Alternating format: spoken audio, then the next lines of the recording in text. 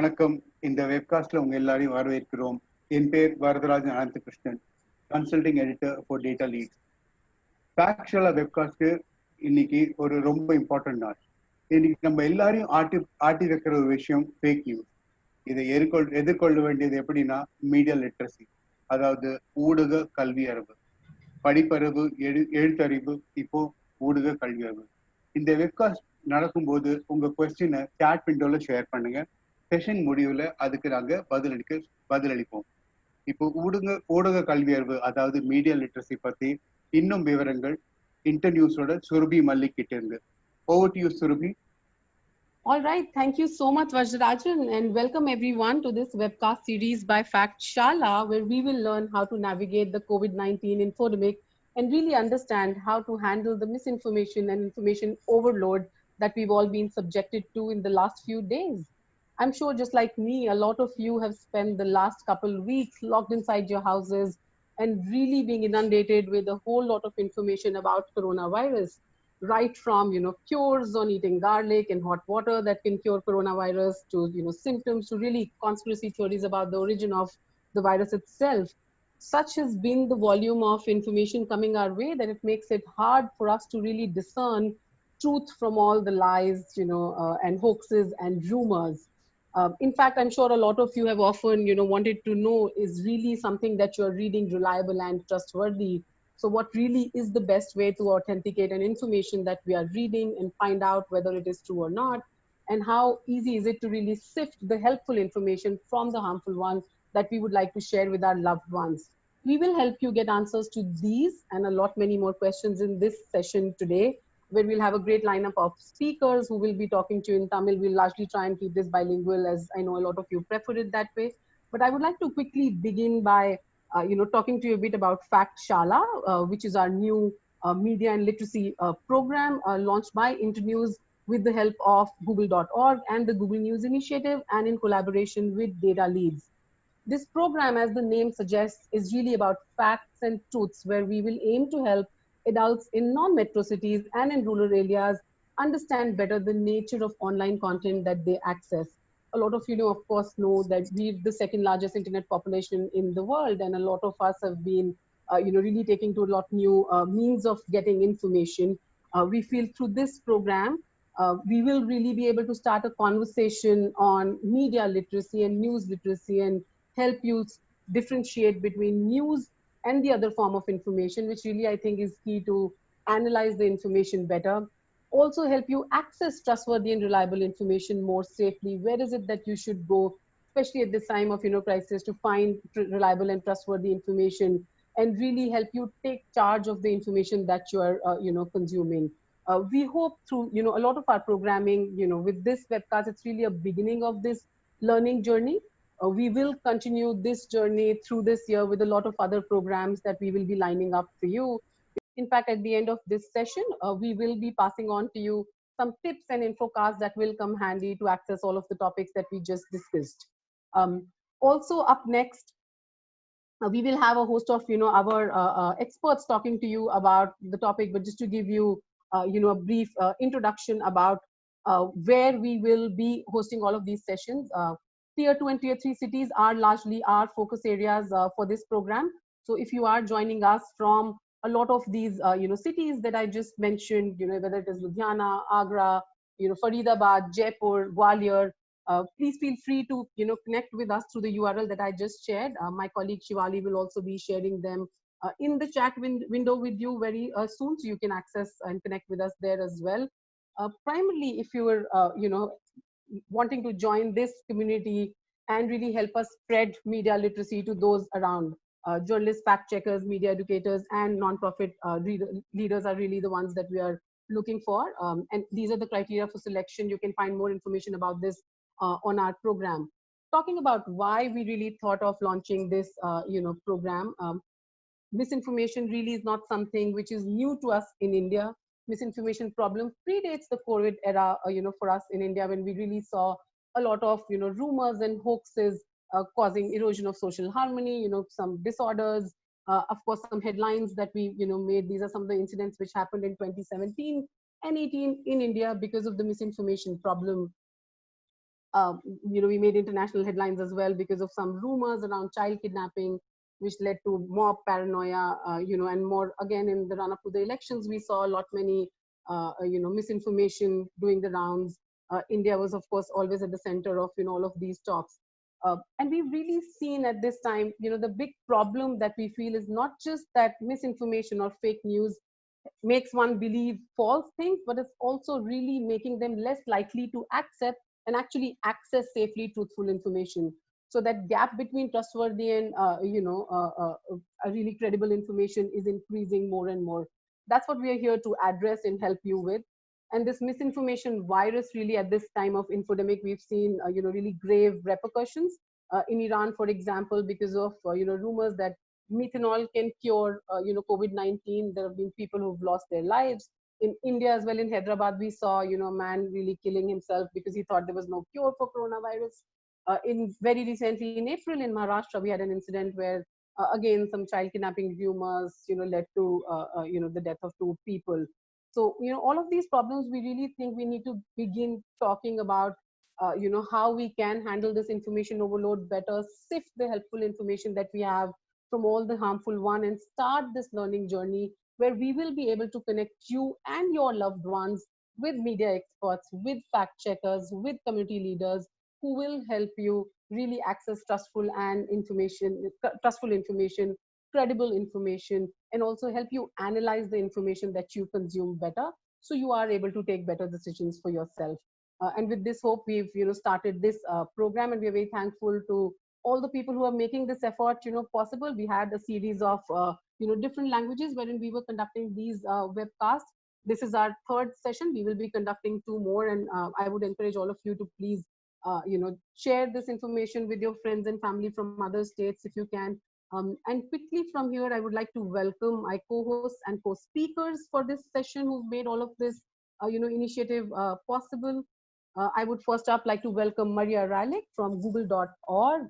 And I would like to thank Maria for extending their support for us for this program and really making us able to connect with you guys for this. Hello, Maria, and welcome. Hello, Surabhi. Hello, everyone. I also have with me my partner in crime, Syed Nazakat, who's the founder and editor-in-chief of Data Leads. Hi, Syed. Thank you for joining us. Hi, Surabhi. Thank you so much. Really pleasure doing one more webcast. And I think Tamil is always very close to us. And it's a strong language. It's a language of thousands of years of documented history, and official language of 3 countries, India, Sri Lanka, and Singapore as well, one of the official languages. And I think that we're very glad actually to have someone also today conducting the webcast for us, who has been the country's first readers editor. So really glad and looking forward to this wonderful webcast. Right. With that, Mr. Paneer Selvan, who's the readers editor at the Hindu. Welcome, sir, and thank you so much for taking out time and joining us for this session. And we're really looking forward to hearing from you, how things have changed, and how through you we can help our readers understand the value of trustworthy information and really help them understand what is news and what is the other form of information. Thank you for having media literacy as an important component in this work, because without understanding the media literacy, I don't think these tools of fact check is going to work. Thank you for having that as an integral component of your program. Thank you so much, sir, for joining. And then, of course, we'll have Vardarajan Ananthakrishnan, who's the consulting editor at Data Leads, join us and talk about the fact-checking and verification component of it. So thanks, Vardarajan. All right. If I may now, quickly go back to Maria. Maria, I would, once again, thank you for extending your support to us for this program. And we would love to hear a little bit more about, google.org and its initiative helping the COVID-19 infodemic problem. Yeah, absolutely. Thank you so much for having me. I will just present my slides quickly.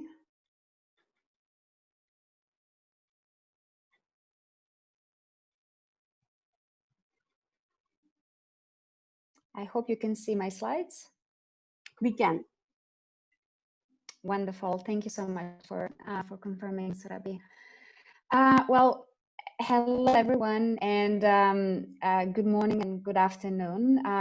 As Surabhi mentioned, so I'm Maria Ralik, Google.org lead Pacific.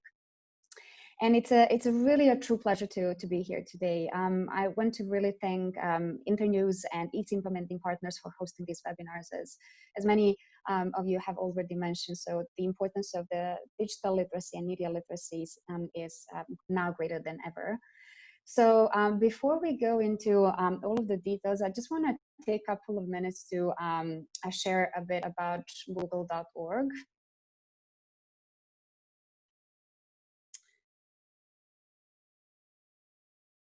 Okay, so Google.org is the philanthropic arm of Google. We bring the best of Google to support innovative social impact organizations to solve some of the humanity's biggest challenges.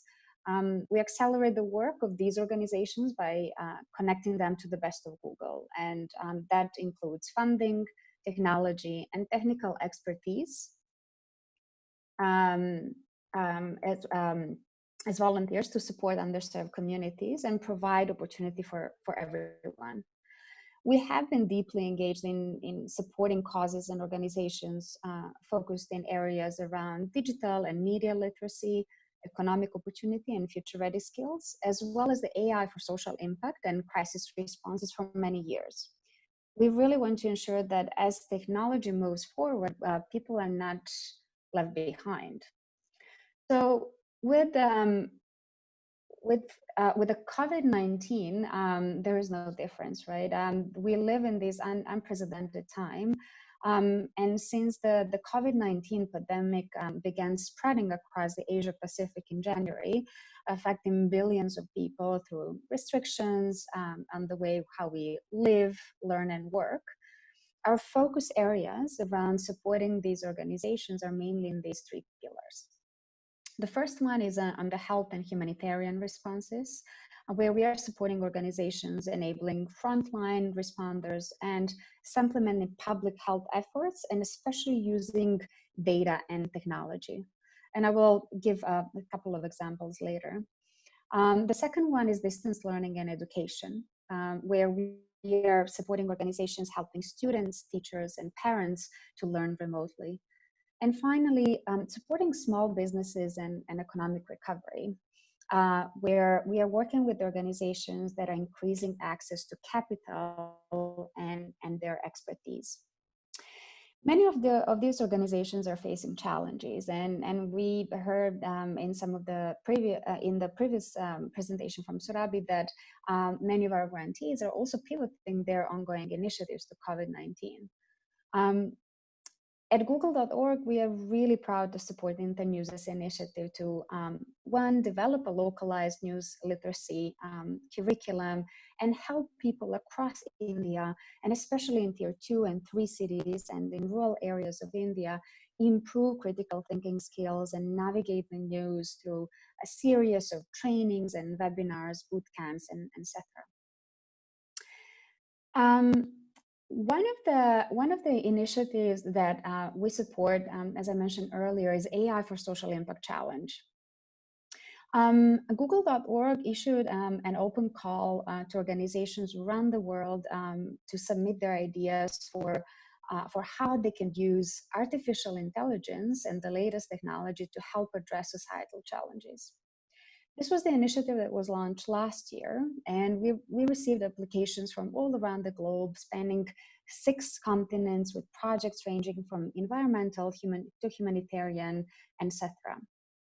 We understand that Google has the important role to play, and technology is the tool that people can use in order to bring those innovative ideas into life. We also know that we don't have all the answers, nor all of the questions. And that is why the second piece of this work is about empowering those outside of Google, supporting innovator organizations working on the front lines of this social change with critical skills. So when we launched this initiative last year, we selected 20 organizations to support. We are thrilled to have the privilege of supporting this work and in turn the incredible impact that they will all have. And these are the 20 organizations. 3 out of these 20 organizations are in Asia Pacific, from India, Indonesia, Australia, etc. But one of the organizations that I would like to mention today comes from the UK. The name of this organization is Full Fact. And as concerns about mis and disinformation grow, the work of fact checkers has never been more important. So together with leading fact-checking organization, Full Fact organization plans to leverage artificial intelligence and the latest technology to provide trend monitoring and clustering tools to aid fact-checkers' analysis of news and other information. This will give fact-checkers more time to focus on research, analysis, and writing articles that contextualize the skills and really help these organizations make more informed decisions. And this is just one of the examples that of these organizations where we look for how and where our philanthropic capital coupled with technology can play the role. And we can only do that by supporting these innovative organizations, nonprofit organizations, and etc., such as Full Fact, Internews, and others. As I mentioned earlier, and as we will see in this presentation, is that the importance of digital literacy and media literacy education has never been greater, and especially in this unprecedented time. So before I finish this presentation, I want to again thank to the Internews and its implementing partners for hosting these webinars. They're really important now more than ever. And I wish all of the attendees a successful learning journey ahead. Thank you very much. Thank you so much, Maria, for taking us through some of the efforts that Google and Google.org has been doing to really help the community at large tackle this problem. We're also, in fact, very glad to get Google support in our previous program, where we helped journalists learn fact-checking and other skills, online verification skills. And in fact, this entire idea about a lot many journalists who were trained on that program wanting to go out and help not just colleagues, but people in their communities came through this, through this program, through the previous program only. And I know that a lot of them are doing great work in the ecosystem to make a difference. I would second, Maria's thought that there is no definitive answer. I think the onus lies on each one of us to see how, and what we are doing in our own capacities, because, the challenge really is of an unprecedented scale, in every sense of it. So, we're each, I think, trying in our own forms, see how we help each other really, come together and tackle this problem as a community. So thank you, Maria, for joining us, for this session. Up next, I would, like to go to Mr. Paneerselvam, who's been the rigors editor for The Hindu. Thank you so much for joining us, sir, and we would love to hear from you. I know you've spent a very long time, at The Hindu, really helping audiences know, what is right and what is wrong and what is really the trustworthy information they would need. And at this time of a public health crisis, this need to really discern trustworthy and reliable information is really much more urgent than it has ever been. Why don't we hear from you really how our audiences can spot this difference between news and any other form of information, and where really they should be getting this from? Thank you. நான் தமிழ்ல பேசுறேன். ஊடக வரலாறுங்கிறது ஒரு 300 வருட வரலாறு. இந்த 300 வருடத்துல நம்ம 2 மாற்றங்களை பார்க்கிறோம். ஒன்று தொழில்நுட்ப ரீதியாக வரக்கூடிய மாற்றங்கள், இன்னொன்று ஏன் ஊடகம் அப்படிங்கிறதுனால வரக்கூடிய மாற்றங்கள். நான் இந்த பேச்சுக்குள்ள முதல் ஒரு 6-7 நிமிஷத்துல இந்த 300 வருட வரலாறை பிக்கா சொல்லிட்டாதான் உங்களுக்கு பின்னாடி வரக்கூடிய பல விஷயங்களை புரிந்து கொள்ள முடியும். முதல் விஷயம் ஊடகம் என்பது 2 விஷயங்களுக்காக மட்டும்தான் உருவாக்கப்படுகிறது. ஒன்று லாபத்திற்காக, இன்னொன்று மாற்றத்திற்காக. இப்ப உதாரணமாக உலகத்தில் உள்ள முதல்ல தோன்றிய நியூஸ் ஏஜென்சி ராய்ட்டர்ஸ். ராய்டர்ஸ்ல வந்து கமாடிட்டி பிரைசஸ்க்காக தான் அவங்க ஆரம்பிக்கிறாங்க.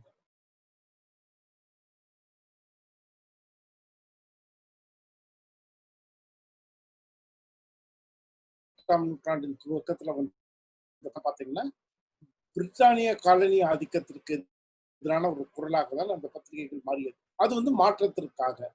அப்ப ஊடகம் என்பது எய்தர் லாபத்திற்காகவோ அல்லது மாற்றத்திற்காகவோ வரும். அப்ப இந்த லாபத்திற்காகவோ அல்லது மாற்றத்திற்காகவோ வரக்கூடிய ஊடகங்களுக்குள் ஜனங்கள் வந்து எந்தெந்த ஊடகத்தில் என்னென்ன தருவாங்க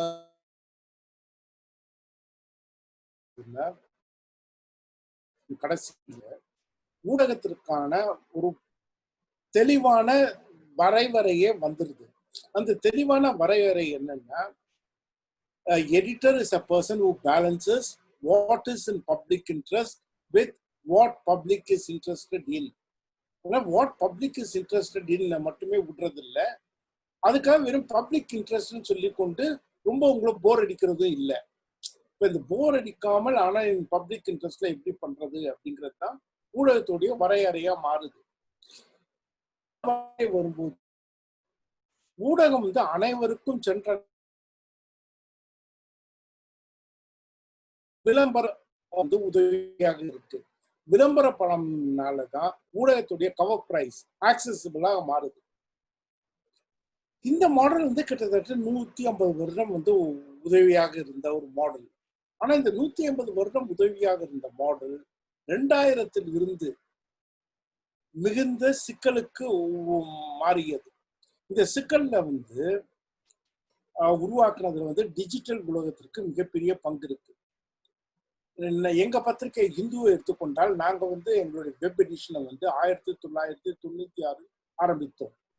We are the first to be in the web in 1996. அப்போ வந்து இப்போ 1996 இருந்து 2010 வரைக்கும் ரீச் அப்படிங்கிறது முக்கியமா இருந்தது. அப்ப நெட் அப்படிங்கிறது வந்து ரீச் அப்படிங்கிறதுக்கான ஒரு களமாக இருந்தது. அப்ப ரெவென்யூங்கிறது வந்து முக்கியம் இல்லை, ரீச்ங்கிறது முக்கியமாக இருந்தது. அப்ப ரெவென்யூவை காட்டிலும் ரீச்சை வழிவகுக்கக்கூடிய ஒரு விஷயமாக வேர்ல்ட் வைட் வெப் மாறியதுனால அனைத்து கண்டென்ட் ப்ரொடியூசரும் வேர்ல்ட் வைட் வெப்பை தழுவினார்கள். ஆனா இந்த டிஜிட்டல் எம்பவர்மெண்ட் அப்படிங்கிறது வந்து இதோடைய உச்சகட்டமாக வந்து எல்லாரும் சொல்றது வந்து என்னன்னா அரப் ஸ்பிரிங்கை சொல்றாங்க.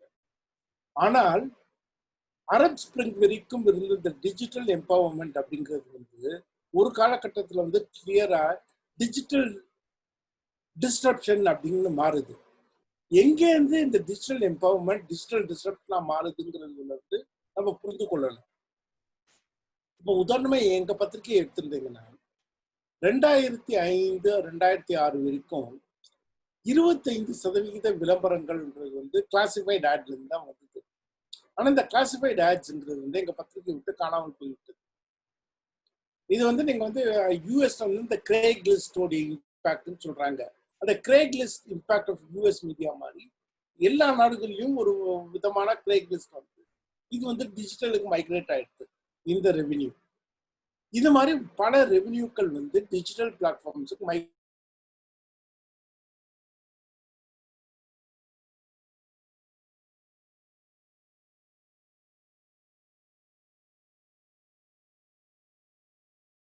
வந்து legacy media was investing on domain expertise. இந்த டொமைன் எக்ஸ்பர்டீஸ் வந்து எப்படி இருந்ததுன்னா ஒவ்வொரு துறையிலும் அந்த துறையை பற்றி ஆழமான புரிதல் மட்டும் இல்லாமல் எது சரி எது தவறு என்பதை எடுத்து சொல்லக்கூடிய வல்லமை உடையவர்களாகவும் இந்த டொமைன் எக்ஸ்பர்டீஸ் இருந்தார்கள். இப்போ ஆனா இதுதான் வந்து நீங்க வந்து மீடியா குளோபலைசேஷன்ல வந்த முதல் அடி வந்து என்ன பண்றாங்கன்னா டொமைன் எக்ஸ்பர்ட்ஸை விட்டுட்டு டொமைன்ல இருக்கிறவங்களே கூப்பிட்டு பேச சொல்ற விஷயமாக மாத்துறாங்க. இதை வந்து எடுத்த உடனே ஈக்கனாமிக்ஸுக்கோ ஹெல்த்துக்கோ இல்லை லார்ஜர் பொலிட்டிக்கல் இஷ்யூஸ்க்கோ லீகல் ஃப்ரேம்வொர்க்கு கொண்டு வரல. இதை டெஸ்ட் பண்றது வந்து ஸ்போர்ட்ஸை வச்சுக்கிட்டான். இதுதான் ரூபர்ட் மோர்டாக் உடைய ஃபர்ம் வந்து பண்றாங்க. ரூபர்ட் மர்டாக் கூடிய இந்த ESPNல வந்து என்ன பண்றாங்கன்னா முதல் முறையாக ஸ்போர்ட்ஸ் ஜேர்னலிஸ்டுகளுக்கு எடுத்து விட்டு முன்னாள் ஸ்போர்ட்ஸ்மேனை வைத்துக்கொண்டு அந்த விஷயத்தை எப்படி பார்க்கறதுன்னு ஆரம்பிக்கிறாங்க.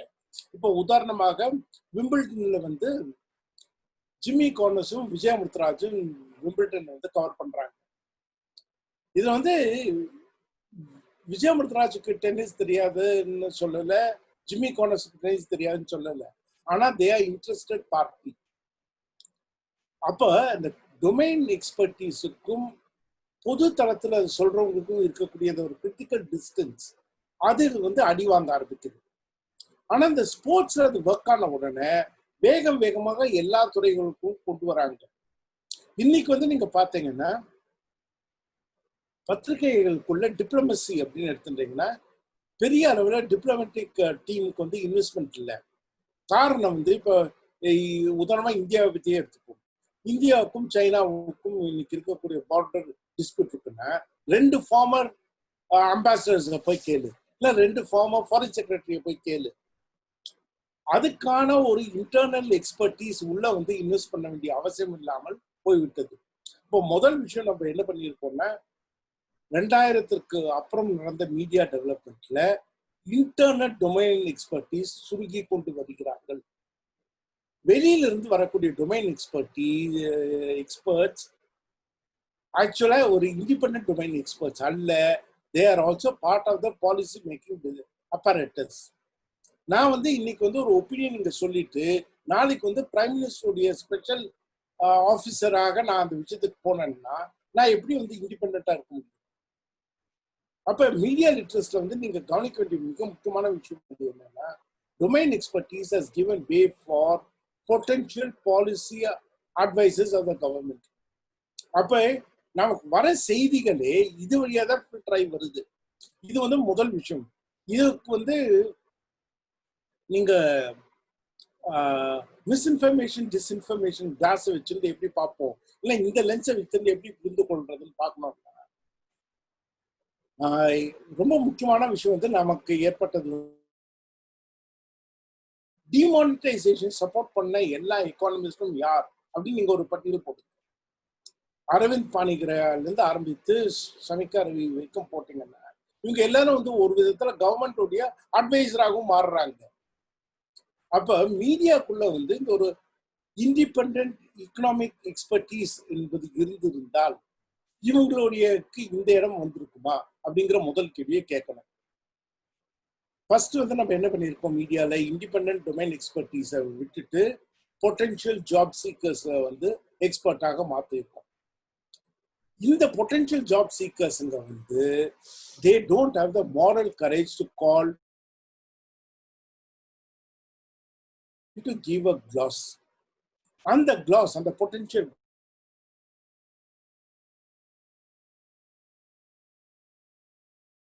இதுக்கு வந்து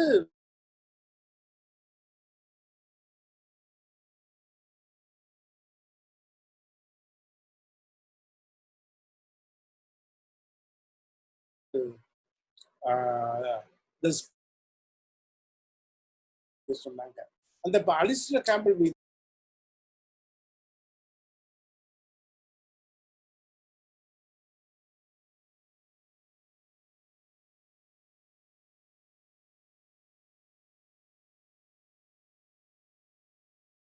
கவனத்தில் கொள்ள வேண்டிய அவசியம். அதுலதான் எனக்கு வந்து 3 நாளுக்கு முன்னாடி நடந்த ஒரு விஷயம் வந்து மிக முக்கியமாக இருக்கு. ட்விட்டர்ல வந்து பிரசிடென்ட் ட்ரம்ப்புக்கு வந்து அவங்க கொடுத்த அந்த அலர்ட் காரணம் வந்து என்னன்னா மிஸ்இன்ஃபர்மேஷன் டிஸ்இன்ஃபர்மேஷன் ரொம்ப சுலபமாக வந்து நம்ம வந்து சோசியல் மீடியா மேலேயோ இல்ல கேர்லெஸ் ஃபார்வர்டிங் மேலேயோ நம்ம போட்டுடலாம். ஆனால் இதுங்க வந்து செகண்டரி. பிரைமரி விஷயங்கள் வந்து misinformation or disinformation goes from the top அப்படிங்கிறத நம்ம ஞாபகத்தில் வைத்துக் கொள்ளணும். மேலேருந்து வர்றதை வந்து எவ்வளவு தூரம் நம்ம வந்து ஃபேக்ட் செக் பண்றோம் அப்படிங்கிறது முக்கியம். எனக்கு இந்த ப்ரோக்ராம்ல ரொம்ப பிடிச்சது வந்து என்னன்னா இதோடைய துவக்கத்துல வந்து they used alt news to share its experience. இப்போ alt நியூஸோ இல்லை ஃபர்ஸ்ட் டிராஃப்டோ இல்லை மாதிரியே சொன்ன இங்கிலாந்துடைய ஃபேக்ட் செக் டீமோ இதெல்லாம் வந்து they are the first people to blow the whistle on the information flow from the top. Misinformation flow from the top என்பதை நாம் ஞாபகத்தில் வைத்துக் கொள்ள வேண்டியது மிக மிக அவசியம். இது ரெண்டாவது,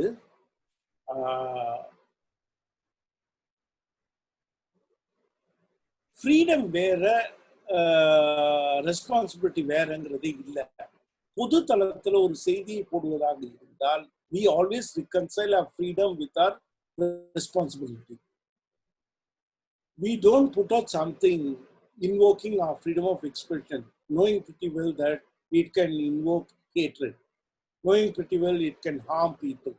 இதெல்லாம் தெரிந்து கொண்டு நாம் வந்து பொது தளத்தில் ஒரு விஷயத்தை பகிர்ந்து கொள்வதில்லை. பொது தளத்தில் ஒரு விஷயத்தை பகிர்ந்து கொள்ள வேண்டும் என்றால் அதற்கான ஒரு பொறுப்பு நம்மிடையே அடிப்படையாக இருக்கிறது. அந்த பொறுப்பை நம்ம எந்த காரணத்துக்கும் தள்ளி விடுறது.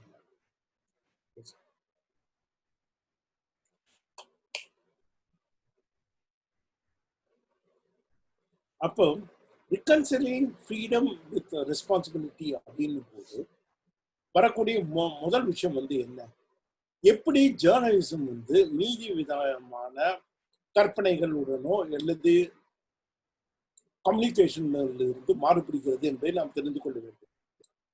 ஒரே ஒரு விஷயம் தான், ஜேர்னலிசம் வந்து லிட்ரேச்சரிடமிருந்தோ அல்லது தியேட்டர்ல இருந்தோ சினிமாவில இருந்தோ அட்வர்டைசிங் காப்பில இருந்தோ வேறுபடுத்தி காட்டுது. அது வந்து என்னன்னா element of verification. Act of verification is the one which distinguishes journalism from all other forms of communication. அப்போ வந்து உங்களுக்கு நியூஸ் பேப்பர்லயோ இல்லை லெகசி மீடியாக்குள்ளோ இருந்த பெரிய அட்வான்டேஜ் என்ன, அது வந்து மல்டி டியர்ட் கேட் கீப்பிங் ப்ராசஸ்ல இருந்தது. ஒரு ரிப்போர்ட்டர் ஃபைல் பண்ண, அந்த ரிப்போர்ட்டர் ஃபைல் பண்றதை அந்த பியூரோ சீஃப் செக் பண்ண, பியூரோ சீஃப் செக் பண்ணி கொடுத்ததை டெஸ்க் ஒரு தடவை பார்க்க, டெஸ்க் ஒரு தடவை பார்த்தது வந்து அந்த பேஜ் எடிட்டர் ஃபைனலா ஒரு தடவை பார்த்து கிளியர் பண்ணும்போது copy is being seen through at least 3 or 4 pairs of eyes. அப்ப வந்து உங்களுக்கு வந்து அந்த ப்ராசஸ் ஒன்று இருந்தது. இந்த டெக்னாலஜி உடைய பெரிய பிரச்சனை வந்து என்னன்னா, நிறைய பேர் எழுதின உடனே திருப்பி படிக்காம கூட சென்ட் பட்டன் அனுப்பிச்சிடுறாங்க, இல்லைன்னா they put it out in public domain. First விஷயம் வந்து என்னன்னா, நம்ம ப்ரொடியூஸ் பண்றதையே ஒரு பாஸ் எழுதி முடிச்சுட்டு ஒரு சின்ன பாஸ் எடுத்துட்டு ரெண்டாவது தடவை படுத்தாலே அதுக்குள்ள ஏதேனும் ஒரு மிஸ்டேக் இருந்தால் நம்ம கண்ணுக்கே படும். காரணம் வந்து என்ன, எசென்ஷியலா வந்து responsibility of putting out something in public space அப்படிங்கிறதை உணர்ந்து கொண்டால் இதை வந்து ஹேண்டில் பண்ண ஆரம்பிக்க முடியும். முதல் விஷயம். ரெண்டாவது, எங்க பத்திரிகை, அதாவது ஹிந்துவும் பிபிசி, ஃபினான்ஷியல் டைம்ஸ், அப்புறம் வால் ஸ்ட்ரீட் ஜர்னல்லாம் சேர்ந்து ஒரு ட்ரஸ்டட் நியூஸுக்கு வந்து என்ன பண்ணலாம்னு சொல்லிட்டு இன்டர்னலாக டிஸ்கஸ் பண்ணிட்டு இருக்கும்போது அப்போ இவங்க சொன்ன இந்த ஏஐ மாதிரியான விஷயங்கள் எல்லாமே வந்து ஒரு 2 பெரிய பிரச்சனைகளை நாங்கள் ஏஐ மூலமாக கண்டுபிடிச்சோம். உதாரணமா என்னன்னா, எங்க பத்திரிகையோடைய கமெண்ட் செக்ஷன் வந்து moderated comment section. You can't post your comment directly, it has to be subjected to moderation. Only post moderation it gets into the website.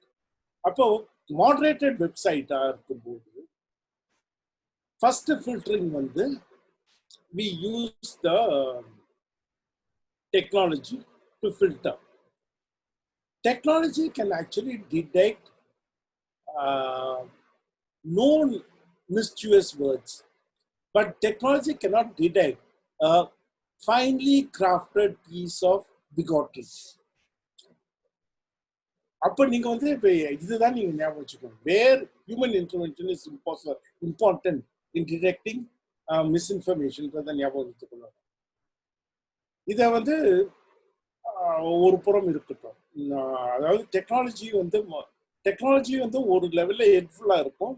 Technology எங்கெல்லாம் ஹெல்ப்ஃபுல்லா இருக்கும்னா, if it is going to be misinformation drive through bots, it's a misinformation drive through uh, organized manner. Technology வைத்துக்கொண்டு நம்ம வந்து first round filtering பண்ணிக்க முடியும்.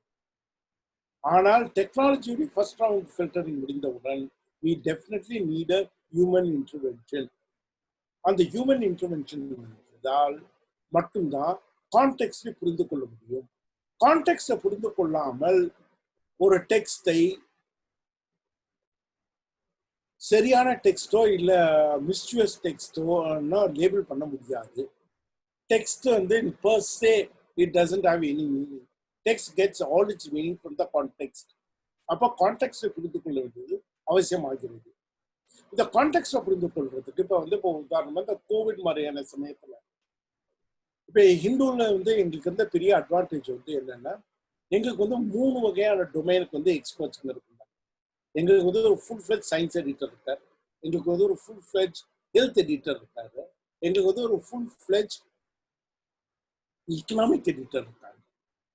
The economic editor looks at the cost of internal migration and the cost of center state transfer of money and the dues from GST, and also the cost of close down. Science editor வந்து என்ன பண்றாருன்னா, எடுத்த உடனே வந்து இதெல்லாம் வந்து வெறும் pier reviewed ஜேர்னல்ல இருந்து வந்த ஐடியா இல்லை, இது வந்து ஒரு ப்ரீ பிரிண்ட்ல இருந்து வந்த ஐடியா தான், இது வந்து யாரோ ஒருத்தர் வாட்ஸ்அப் ஃபார்வர்ட்ல இருந்து வந்த ஐடியா தான் அப்படிங்கிறது வந்து அவர் ஃபிளாக் பண்ணியிருக்காரு. ஹெல்த் ரிப்போர்ட்டர் வந்து இதுதான் இந்தியாவுடைய கெப்பாசிட்டி, அர்பன் சென்டர்ஸ்ல இவ்வளவு கெப்பாசிட்டி இருக்கு, ரூரல் ஏரியாஸ்ல இவ்வளவுதான் கெப்பாசிட்டி இருக்கு, இதான் நம்மளுடைய டெஸ்டிங் அமைப்பு அப்படிங்கறது எடுத்து சொல்ல முடியுது. அப்போ இன்ஹவுஸ் டொமைன் எக்ஸ்பர்டீஸ்களை வைத்துக் கொண்டிருக்கக்கூடிய பத்திரிகைகள் அல்லது மீடியா நிறுவனங்கள் இந்த மாதிரியான ஒரு சமயத்தில் இதை எதிர்கொள்ளக்கூடிய ஒரு தன்மையை பெறுகின்றன. இந்த டொமைன் எக்ஸ்பர்டீஸ் வந்து என்ன பண்ணுதுன்னா, இன்னொரு முக்கியமான விஷயத்தை பண்ணுது. அது வந்து யாரை பேட்டி காணணும் என்பதில் ஒரு தெளிவான ஒரு பார்வையை வைக்குது. இப்ப உதாரணமாக doctor Soumya Swaminathan of WHO. இப்ப டாக்டர் சௌமியா சுவாமிநாதனை கேட்டா அவங்க வந்து இதோடைய இந்த வேக்சினை எந்த லெவல்ல போய் இருக்குங்கிறதோ, இல்ல இந்த ட்ரீட்மெண்ட்டுக்கான அமைப்புகள் எப்படியோ, இல்ல டெஸ்டிங் உடைய லெவல் என்னவோ அப்படிங்கறத வந்து விளக்கி சொல்ல முடியும். அப்போ உங்களுக்கு domain expertise is important even to go to reach other experts who can help you to understand the complexities of an emerging issue. நீங்க கடந்த 15 வருஷத்துல வந்து முக்கியமான விஷயம் வந்து என்னன்னா, மீடியாங்கிறத வந்து பல தளத்துல இருக்கு. இதுல வந்து குட், அக்லி, இன்டிஃபரண்ட்,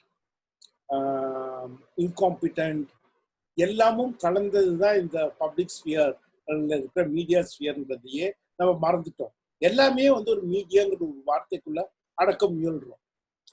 நீங்க வந்து இப்ப ஃபினான்ஷியல் டைம்ஸையும் எக்கனாமிக் அண்ட் பொலிட்டிக்கல் வீக்லியும் ஒரே தட்டிலையும் இதுல ஆப் இந்தியாவும் சுவராஜ்யாவையும் வந்து ஒரே தட்டிலையும் வைக்க முடியாது. இங்க பார்க்கும்போது ஒரு குவாலிட்டேட்டிவ் டிஃபரன்ஸ் தெரியுது. இந்த குவாலிட்டேட்டிவ் டிஃபரன்ஸ் இவ்வளவு இருக்கும்போது இதை எப்படி புரிந்து கொள்றதுங்கிறது வந்து எல்லாருக்குமான விஷயமாக இந்த மீடியா லிட்ரஸி மாற வேண்டியது. இந்த எல்லாருக்குமான விஷயமாக மீடியா லிட்ரஸி மாறணும்னா இதுக்குள்ள வந்து ஒரு 4-5 முக்கியமான விஷயங்களை மட்டும் நான் டக்குன்னு சொல்லிட்டு அப்புறம் கேள்விக்கு போயிடலாம். ஏன்னா அவர் வரதராஜன் பேசும்போது உங்களுக்கான நிறைய டூல்ஸுகளை உங்களுக்கு ஷேர் பண்ணிக்க போறார். நான் வந்து வெறும் மேக்ரோ பிக்சரை தான் தரப்போறேன். அவர் வந்து உங்களுக்கு ஸ்பெசிபிக் டூல்ஸுங்களை உங்களுக்கு கொடுப்பார். இந்த பெரிய மேக்ரோ பிக்சர்ல வந்து நீங்க ஞாபகம் வைத்துக் கொள்ள வேண்டியது என்னன்னா, செய்திகளை உருவாக்குகிற அமைப்புகள், அது வந்து இப்ப ஹிந்துவா இருக்கலாம், NDTV-யா இருக்கலாம், ஃபினான்ஷியல் டைம்ஸா இருக்கலாம், வால் ஸ்ட்ரீட் ஜர்னலா இருக்கலாம், மின்ட்டா இருக்கலாம், இதுவாக ஒரு நாள் இருக்கலாம். இதெல்லாம் வந்து நீங்க வந்து கண்டென்ட் கம்பெனின்னு சொல்லுவீங்க. இன்னொரு புறம் இந்த கண்டென்ட்டுகள் வந்து நேரடியா இப்போ உங்களுக்கு வந்து சேர்றது இல்லை. இந்த கண்டென்ட்டுகள் எல்லாம் வந்து ஏதோ ஒரு விதத்தில் ஒரு கேரியர் வழியாக வருகிறது. இந்த கேரியர்ஸ் எதுவும் நியூட்ரல் கேரியர் இல்லை என்பதை கேரியருக்காக செலவழிக்கும் குடிமக்களான நாம் உணர வேண்டும். அந்த கேரியர் வந்து எதுவாக வேணாலும் இருக்கலாம். அது வந்து உங்களுடைய டாடா ஸ்கையாக இருக்கலாம், அது வந்து உங்களுடைய ரிலையன்ஸ் ஜியோவாக இருக்கலாம், அது வந்து உங்களுடைய ஏர்டெல்லாக இருக்கலாம், அது வந்து எதுவாக வேணாலும் இருக்கலாம். ஆனால் இந்த கேரியர்ஸ் எல்லாமே அப்புறம் வந்து ஈவன் உங்களுடைய ஆப்டிமைஸ் சர்ச் இன்ஜின்ஸ்லாம் இருக்கலாம். இப்போ இதுங்க எல்லாத்துக்குள்ளவும் வந்து டெக்னாலஜியும் அல்காரிதமும் சேர்ந்து கொண்டு இவற்றை ஒரு நியூட்ரல் பைப்பாக வைத்துக் கொண்டிருப்பதில்லை. நீங்க வந்து எதை நியூட்ரல் கேரியர் அப்படிங்கிறோம், எதை வந்து லோடட் கேரியர் வந்து நீங்க புரிந்து கொள்ளணும்னா மின்சாரத்தை வைத்துக்கொண்டு புரிந்து கொள்ளலாம். நான் வந்து ஹைட்ரோ பவர் ப்ரொடியூஸ் பண்ணாலோ, இல்லை நான் வந்து தெர்மல் பவர் ப்ரொடியூஸ் பண்ணாலோ, இல்லைன்னா நான் வந்து ஆல்டர்னேட்டிவ் பவர் ப்ரொடியூஸ் பண்ணாலோ கிரிட்டுக்குள்ள போட்டா கிரிட் வந்து அதை டிஸ்கிரிமினேட் பண்ண போறது இல்லை. கிரிட்டை பொறுத்தவரையில் அது வந்து வெறும் பவர் தான். அப்ப கிரிட் வந்து ஒரு நியூட்ரல் பைப். ஆனால் இன்ஃபர்மேஷன் வருகிற பைப்புகள் வந்து ஒரு நியூட்ரல் பைப் அல்ல. அந்த இன்ஃபர்மேஷன் வர பைப்புகள் வந்து ஒரு லோடல் பைப்ஸ். இப்ப உதாரணமா சில டேக் வேர்ட்ஸ் அதுங்களே வந்து உங்களுக்கான அல்காரிதம்ல அதிக ரீடிங்கை கொடுக்க ஆரம்பிச்சிடும். அப்ப ட்ரஸ்ட்வர்த்திங்கிறது வந்து டேக் வேர்ட்ஸ்ல இருந்து வந்தால் என்ன பிரச்சனைங்கிறத நம்ம தெரிந்து கொள்ளணும். அப்ப நம்மளுடைய பைப்பே வந்து ஒரு லோடடா பைப்பாக இருக்கும் போது கண்டென்ட் என்பது வந்து கேரியர் கம்பெனி மூலமாக மீடியேட் ஆகும் போது இதை எப்படி எதிர்கொள்ளணும் அப்படிங்கிறதுக்கான பல டூல்களை நாம் மனத்துக்குள் வளர்த்து கொள்ள வேண்டியது அவசியமாகிறது. அதுக்குள்ளதான் வந்து நீங்க வந்து முன்பு எப்பொழுதும் இல்லாத அளவுக்கு இந்த டெக்னாலஜி மாற்றங்கள் வந்து ஒரு பல புதிய சேலஞ்சஸ்களை கொடுத்துருக்கு. அது ரொம்ப முக்கியமான சேலஞ்சுன்னு நாங்கெல்லாம் எதை நினைக்கணும்னா, பல்வேறு பிளாட்ஃபார்ம்கள் வந்தால் ப்ளூராலிட்டி ஆஃப் நியூஸ்ன்றது வரணும்ன்றது நம்மளுடைய பொதுவான பார்வை. ஆனா நமக்கு கிடைச்சிருக்கிறது வந்து என்னன்னா ப்ராலிஃபரேஷன் ஆஃப் மீடியா தான். அதாவது 500 கேமராக்கள் வந்து ஒரே சமயத்துல பிரைம் மினிஸ்டர் மோடியும் பிரசிடென்ட் ட்ரம்ப்பையும் பக்கத்து இருப்பதை பார்ப்பதன் மூலமாக நமக்கு வந்து நிறைய கிடைக்காது. ஒரு கேமராவுக்கு பதில் 500 கேமரா இருப்பது வந்து ப்ராலிஃபரேஷன் தானே தவிர ப்ளூராலிட்டி ஆஃப் மீடியா இல்லை. இப்போ ப்ளூராலிட்டினா என்ன இப்போ அப்படிங்கிறதுக்கு வந்து நீங்க ஒரு சிறந்த உதாரணத்தை பார்க்கணும்னா, ரகுராய் என்ற ஒரு கேமராமேன், ரொம்ப அற்புதமான ஒரு போட்டோகிராஃபர், இந்தியா டுடே பத்திரிகைக்காக போபால் கேஸ் ட்ராஜடி நடந்தோம்னா போபாலுக்கு போகும்போது எல்லாரும் வந்து ஒரு சைட்ல இருந்து பிரீஃபிங் கவர் பண்ணும்போது அவர் வந்து அந்த யூனியன் கார்பைட் ஃபேக்டரியுடைய பின்புறமாக போறாரு. அங்க போயிருக்கும்போது அவருக்கு கிடைத்த சில புகைப்படங்கள் தான் iconic images of the Bhopal gas ட்ராஜடியாக மாறுது. அப்போ அது ப்ளூராலிட்டிங்கிறது வந்து பல பேர் ஒரு விஷயத்தை பார்ப்பது, 100 பேர் ஒரே விஷயத்தை ஒரே மாதிரி பார்ப்பது ப்ராலிஃபரேஷன். டெக்னாலஜியில வந்து ப்ராலிஃபரேஷன் தான் நடந்திருக்கே தவிர ப்ளூராலிட்டி ஆஃப் ஒப்பீனியன்ஸ்கள் வரவில்லை. அப்படிங்கிறது வந்து நம்ம எங்கேயாவது ஒரு விதத்தை புரிந்து கொள்ளணும். அதனால இந்த எண்ணிக்கைகள் வந்து ப்ளூராலிட்டியை காட்டுகிறதா அல்லது ப்ராலிஃபரேஷனை காட்டுகிறதா என்பதை நீங்க புரிந்து கொள்ளணும். இதுக்கு வந்து ஒரு சின்ன டெஸ்ட் வந்து என்ன பண்ணோம்னா, நாங்க ஒரு ஃப்ரீடம் ஸ்ட்ரகிள் காலகட்டத்தில் பல்வேறு தலைவர்கள் எடிட் பண்ண பத்திரிகைகளின் பட்டியலே ஒன்று போட்டோம். அதுல வந்து அல்லது எழுதக்கூடிய தலைவர்களுடைய கருத்துக்கள் வந்த பத்திரிகைகளுடைய பட்டியலே போட்டோம். அதுல நீங்க பாத்தீங்கன்னா காந்தி, நேரு, அம்பேத்கர், அபுல் கலாம் ஆசாத், பெரியார்னு இப்படி எடுத்து எல்லா பட்டியலும் போட்டீங்கன்னா you get an idea of the plurality of ideas. There was ideas which have been contested.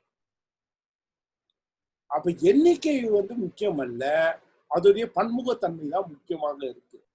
அந்த பன்முகத்தன்மை இல்லாமல் இன்னைக்கு என்ன பார்க்கிறோம்னா, எண்ணிக்கைகள் அதிகமா இருக்கு, ஆனா ஒரே விஷயம் தான் அதிகமாக வந்து கொண்டிருக்கிறது.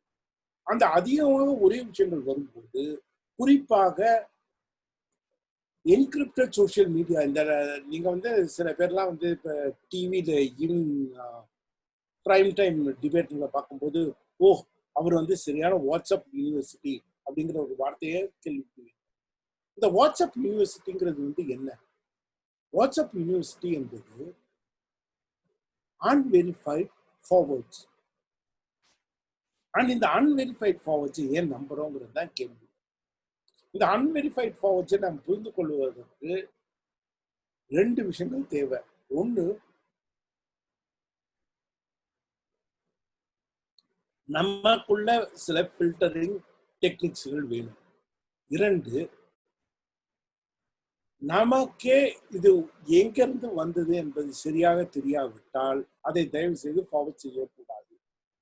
இந்த 2 முடிவுகள் எடுத்தாலே இன்ஃபர்மேஷன் ஸ்பியரை இன்னும் கொஞ்சம் நன்றாக மாற்றிவிட முடியும் என்பது என்னுடைய முதல் நம்பிக்கை. 2வது, மேலே இருந்து தான் டிஸ்இன்ஃபர்மேஷன் வருதுங்கிறத புரிந்து கொள்ளணும். அந்த மேல இருந்து தான் டிஸ்இன்ஃபர்மேஷன் வருதுன்னு புரிந்து கொள்ளும் போது, இப்போ இந்த ட்விட்டர் கொண்டு வந்திருக்கிற அந்த முடிவு இருக்குல்ல, to take even president Trump, அது ரொம்ப ரொம்ப முக்கியம். ஏதேனும் ஒரு விதத்துல நம்ம இதை பாயிண்ட் அவுட் பண்ண வேண்டியிருக்கு. காரணம், இதை இப்போ பாயிண்ட் அவுட் பண்ணனா இன்னும் பெரிய விலையை கொடுப்போம்.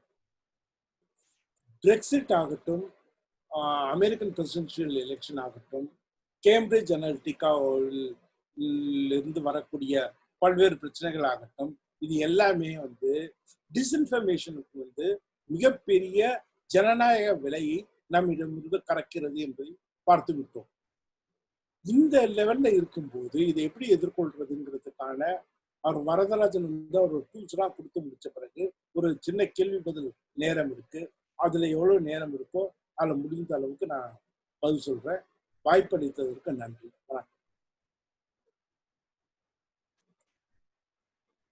Surabhi, I am done. All right, thank you so much, Paneerselvam sir, for really helping our audience know the value of gatekeeping. As we are all faced with this tsunami of misinformation, how is it that we can really differentiate between what is trustworthy and what is really helpful for us and our loved ones? Up next, if I may ask Varadarajan to please help us really understand the misinformation trend that we've seen and share some practical tips and advices on how one can really authenticate a piece of information that they are accessing. And of course, I would request all of you to please keep your questions ready so we can take all of them at one go at the end. Thank you. மறுபடியும் பன்னீர்செல்வம் அவர்கள் நிறைய விஷயம் சொன்னாரு.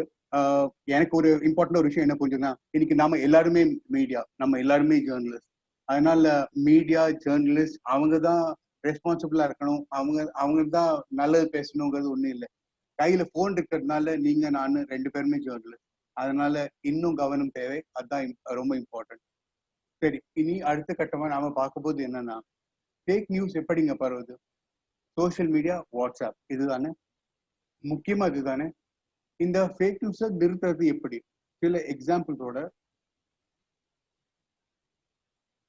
Fast, because time அவ்வளோ இல்லை. இது என்னோட favourite படங்க. இப்போ கொஞ்சம் முன்னாடி பார்த்துருப்பீங்க. இது என்னோட ஃபேவரட் படங்க. எப்படி பார்த்தா உண்மை, எப்படி பார்த்தா பொய், ரெண்டுமே நிஜமா? சோசியல் மீடியால ஒரு போஸ்ட் பார்த்து அதை ஃபார்வர்ட் பண்றதா வேண்டாமான்னு டிசிஷன்ல இருப்பீங்களா? அது ஏன்னா இன்னைக்கு சரி எது தப்பு எதுன்னு சுத்தமா தெரியலைங்க. அதுதான் கண்டதையும் நிஜம்னு நம்பி ஃபார்வர்ட் பண்ணிடுறோம். அந்த நம்பிக்கை எப்பவுமே சரியா இருக்கிறது இல்லை. இப்போ உங்களை பத்தி சில கேள்விகள். வாட்ஸ்அப்ல ஒரு விஷயம் பாத்தீங்கன்னா அதை டக்குன்னு ஃபார்வர்ட் பண்ணுவீங்களா? ஃபேஸ்புக்ல ஒரு போஸ்ட பார்த்து அதை அக்ரி பண்ணினீங்கன்னா எவ்வளவு சென்சிட்டிவ் ஆனாலும் அது ஷேர் பண்ணிடுவீங்களா? ட்விட்டர்ல ஏதாவது ட்வீட் பிடிச்சதுன்னா உடனே ரீட்வீட் பண்ணிடுவீங்களா? இதுக்கு எஸ்ன்னு பதில் வந்தா இந்த ஃபேக் நியூஸ் பரவ நீங்களும் ஒரு காரணம். நோ வரிஸ், கொஞ்சம் கவனம் தேவை. அது எப்படின்னு பார்ப்போம். வாட்ஸ்அப்லயோ சோசியல் மீடியாலயோ நீங்க ஒரு பதிவை பார்த்த உடனே அந்த பதிவுக்கு உங்க ரியாக்ஷன் என்னன்னு நல்லா கவனிங்க. அதுதான் ரொம்ப important. It is important to see how you react to a post. தப்பான செய்தின்னு தெரிஞ்சும் அதை நம்புறீங்களா? உங்க ரியாக்ஷன் அதுக்கு எக்ஸ்ட்ரீமா இருக்கா? பயம், கோபம் இப்படி வருதா? நம்பலினாலும் ஷேர் பண்ணிக்க வைக்குதா? அது பிரச்சனை கலப்பும்னு தெரியுதா? தெளிவா தெரியுதா பயம், ரூமர்ஸ், பொய்னு? அப்படின்னா இந்த மாதிரி எந்த செய்தியோ பதிவோ ஃபேக் நியூஸ் ஆக இருக்க வாய்ப்பு அதிகம். இது ரொம்ப கவனம் தேவை. இப்போ examples of fake news point number 6 நல்லா கவனிங்க. இந்த வைரஸ் 26 to 27 டிகிரிஸ்க்கு மேல டெம்பரேச்சர் தாங்காது. இதை பார்த்தீங்கன்னா உங்க ரியாக்ஷன் எப்படி இருக்கலாம்? அட நாம தமிழ்நாட்டுல இருக்கோம், இந்தியால இருக்கோம், யூனிசெஃபே சொல்லிட்டாங்க நம்ம நாட்டுல ஸ்டேட்ல இந்த வைரஸ் பரவாதுன்னு. ஹாப்பி ஆகிட்டு இந்த போஸ்ட் நீங்க ஷேர் பண்ணுவீங்க. கரெக்டா? இந்த பதிவை புரிஞ்சுக்க பெரிய இன்வெஸ்டிகேஷன்லாம் தேவையில்லைங்க. ஒரே ஒரு சின்ன விஷயம் பாருங்க. யூனிசெஃபா இதுக்கு இந்த ஆர்கனைசேஷன் யூனிசெஃபா ஹெல்த் பத்தி பேசுவாங்க. அது முதல் இருக்கு. இந்த மாதிரி நிறைய விஷயம் யோசிச்சீங்கன்னா உங்க உங்க அனாலிசிஸ் யூஸ் பண்ணுவீங்கன்னா இது ஈஸியா இந்த மாதிரி ஃபேக் நியூஸ் நிறுத்திடலாம். உங்களை நம்ப வைக்கணும்னு நம்ப வச்சு ஏமாத்தணும்னு யூனிசெஃப் பேரை போட்டிருக்காங்க. ஏன்னா யூனிசெஃப் பேரை பார்த்த உடனே ஷேர் பண்ணிடுவீங்க. அதுதான் அங்க ஒரு இம்பார்ட்டன்ட் விஷயம். இந்த விஷயம் பரவலா வெளில வந்த உடனே WHO அவங்க வெப்சைட்ல இதை பத்தி போட்டாங்க. கிளைமேட், வெதர் கண்டிஷன்ஸ்க்கும் கொரோனா பரவத்துக்கும் ஒரு கனெக்ஷனும் இல்லைங்க. பாருங்க, இப்போ நீங்க இந்த போஸ்ட் ஷேர் பண்ணியிருந்தீங்கன்னா எவ்வளவு தப்பா இருந்திருக்கும். அடுத்த செய்தி, கொசுக்கடியால் கொரோனா வைரஸ் பரவலாம். ஏற்கனவே பீதியில் இருக்கிற நாம இந்த நியூஸை பார்த்து எப்படி பதறி போவோம். இந்த பீதியை கிளப்பவே நம்மள நிறைய மக்கள் இதை ஷேர் பண்ணுவாங்க. நீங்க இந்த மெசேஜை பாத்தீங்களா? நீங்க ஷேர் பண்ணீங்களா?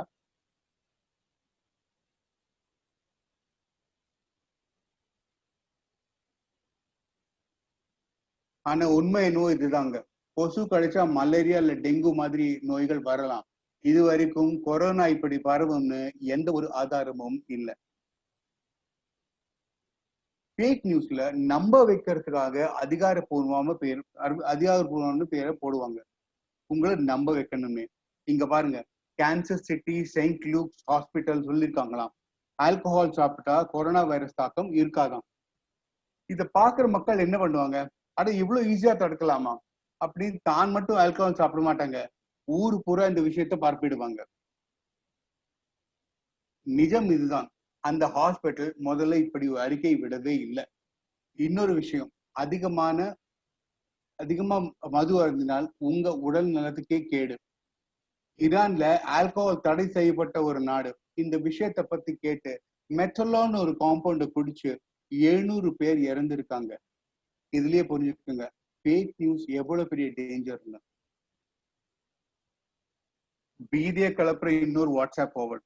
காய்கறிகள் மூலமா கொரோனா வைரஸ் பரவ வாய்ப்பு உண்டு. இதுக்கு எந்த ப்ரூஃபும் கிடையாதுங்க.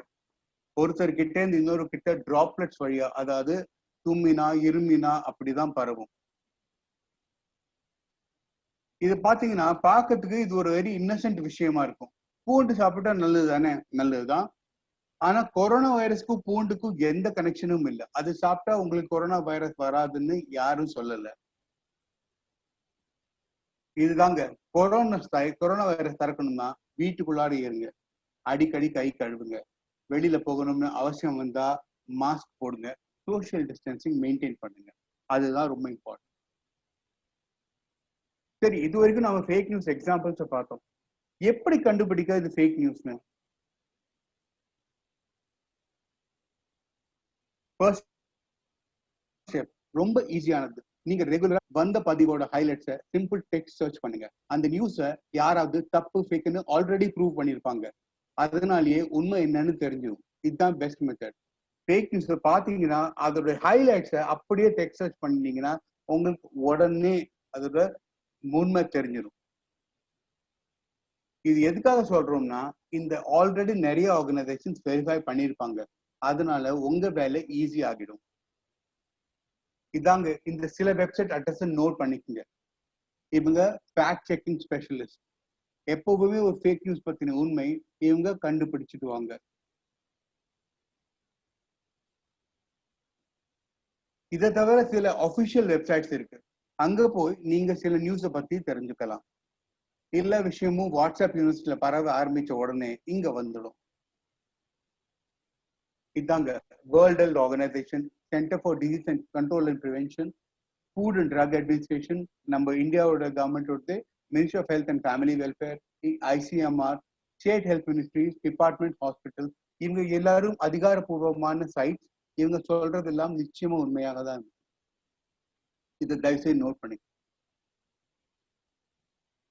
ஒரு சோசியல் மீடியா அல்லது வாட்ஸ்அப் போஸ்ட் பார்த்த உடனே நீங்க கேட்க வேண்டிய கேள்விகள். இந்த தகவல் ஃபார்வர்ட் செய்யப்பட்டுள்ளதா? ஃபார்வர்ட் மெசேஜ்னாலே கொஞ்சம் ஜாகிரதையா இருக்கணும்.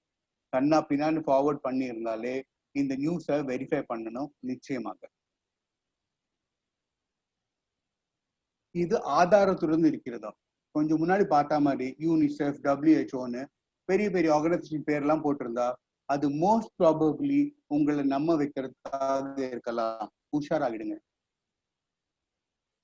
ஏதாவது இமேஜ், வீடியோ பார்த்தீங்கன்னு டென்ஷன் ஆகுறீங்களா? தயவு செய்து அது வெரிஃபை பண்ணுங்க. இந்த மாதிரி ரியாக்ஷன் வரணும்னே சில போஸ்ட் செய்யறவங்க குறியா இருப்பாங்க. கவனம் தேவை. ஒரு போஸ்ட் பார்த்தாலே நம்மளால நம்ப முடியாது. ஆனா இது நம்ம ஒப்பீனியனோட ஒத்து போறது மாதிரி இருக்கும். அதனால நாம அதை ஃபார்வர்ட் பண்ணிடுவோம். ப்ளீஸ் பண்ணாதீங்க, வெரிஃபை பண்ணுங்க. இப்போ சூப்பரான எக்ஸாம்பிள். நம்ம பிரதமர் நம்ம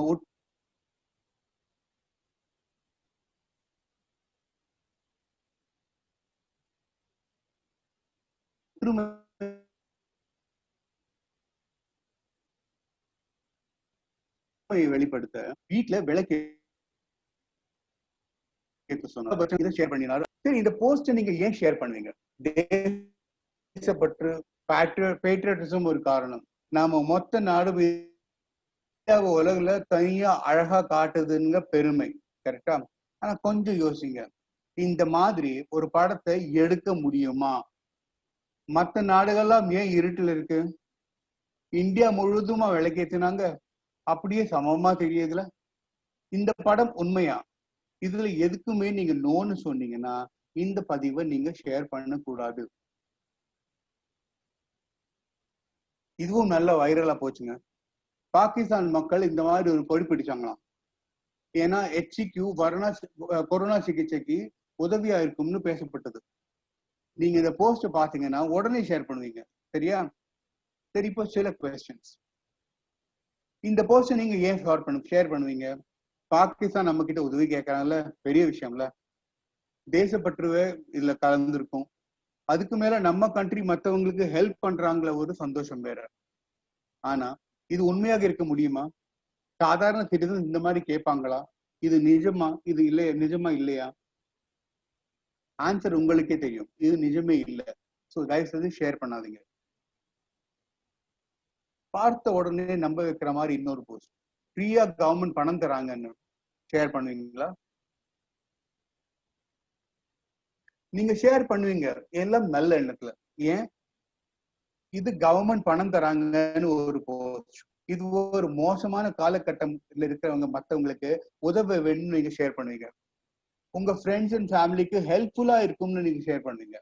ஆனா கொஞ்சம் யோசிங்க, அந்த URL பார்த்தா கவர்மெண்ட் URL வெப்சைட் மாதிரியா இருக்கு. கவர்மெண்ட் காரணமே இல்லாம இப்படி பணம் கொடுப்பாங்களா? ஏதாவது விவரம் தெரியுதா போஸ்ட்ல? நிச்சயமா இல்லை. அப்போ இது ஷேர் பண்ண கூடாது. இந்த போஸ்ட்ல பாருங்க, WHO பேர் போட்டிருக்காங்க. அவங்க அபிஷியலோட பேர் வேற இருக்கு. எதுக்கு இதெல்லாம்? உங்களை நம்ப வைக்கணுங்கிறதுக்காக. நீங்க இதை ஏன் ஷேர் பண்ணுவீங்க? இது அப்படியே அஃபிஷியல்னு நீங்க நினைப்பீங்க. உங்க நான்வெஜ் ஃப்ரெண்ட்ஸ் இருந்தாங்கன்னா அவங்களை அலர்ட் பண்ண வேண்டி நீங்க அதை ஷேர் பண்ணுவீங்க. உங்களுக்கு சுத்தி இருக்கிறவங்களுக்கு ஹெல்ப்பா இருக்கலாம்னு ஒரு நல்ல எண்ணத்துல இதை ஷேர் பண்ணுவீங்க. ஆனால் இப்படி WHO சொன்னாங்களா? அவங்க வெப்சைட்டை பாத்தீங்களா? இந்த டீட்டெயில்ஸ்ல ஏதாவது சயின்ஸ் தெரியுதா? இல்லதானே? அப்படின்னா தயவு செய்து ஷேர் பண்ணாதீங்க. இதோ கலவரப்படுத்துற ஒரு போஸ்ட். மும்பை பூனேல மிலிட்டரி லாக்டவுன் கொண்டு வர போறாங்கன்னு ஒரு செய்தி. உங்களோட முதல் ரியாக்ஷன் பேனிக், பீதி, பயம். கரெக்டா? இது ஷேர் பண்ணுவீங்க. ஏன்னா இந்த சிட்டிஸ்ல உங்க ஃப்ரெண்ட்ஸோ ஃபேமிலியோ இருப்பாங்க, அவங்கள அலர்ட் பண்ணணும். நீங்க இந்த ஸ்டேஜ்ல அப்படியே நம்புறீங்க. ஏன்னா மும்பை பூனே 2 சிட்டிஸுமே பெரிய பிரச்சனையில தான் இருக்கு. அதனால இப்படி ஒரு ஆக்ஷன் எடுத்திருப்பாங்கன்னு நீங்களே கன்வின்ஸ் ஆகிட்டீங்க. ஆனா இந்த போஸ்ட்ல ஒபிஷியல் பேர் ஏதாவது, கவர்மெண்ட் பேர் ஏதாவது இருக்கா? இருந்தாலும் நீங்க அதை வெரிஃபை பண்ணணும், அது வேற விஷயம். இத மாதிரி ஒரு சோர்ஸும் இல்லாம ஒரு போஸ்டை நம்பாதீங்க, ஷேர் பண்ணாதீங்க. ஸோ இந்த ஒரு போஸ்ட், எந்த ஒரு போஸ்டுமே நீங்க ஈஸியா வெரிஃபை பண்ணலாம். இந்த மாதிரி கொஸ்டின் நீங்க உங்களையே கேட்டீங்கன்னா அதுக்கு ஆன்சர் படி உங்களுக்கு தெரியும் இது ஃபேக்கா இல்லையான்னு.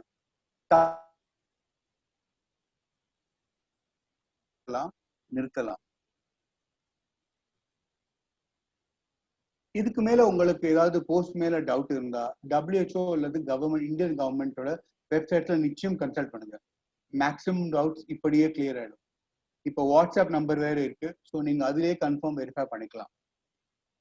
கடைசியா நான் சொல்ல வேண்டியது என்னன்னா, ஃபேக் நியூஸ் ஒரு பெரிய விஷயமா இருக்கலாம், ஆனா சின்ன சின்ன விஷயத்த நாம கடைபிடிச்சோம்னா, நாமே நம்ம ஃபேக் ஃபார்வர்ட்ஸை சரி பார்த்தோம்னா இதை கண்ட்ரோல் பண்ண முடியும். இந்த செஷன் உங்களுக்கு கிளாரிட்டி கொடுத்துருக்கும் நம்புறீங்க. உங்க கேள்விகளை சாட் விண்டோல அனுப்புங்க. நன்றி. Thank you very much. சுர்பி.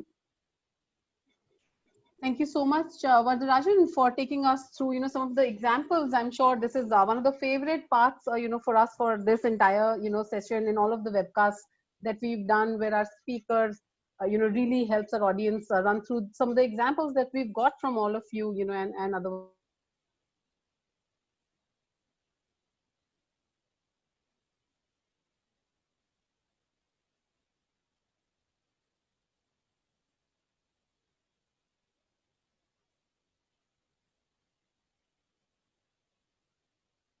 We have some questions coming in from our speakers already. So if I may, quickly keeping the time in mind, go to some questions that we've got from our readers.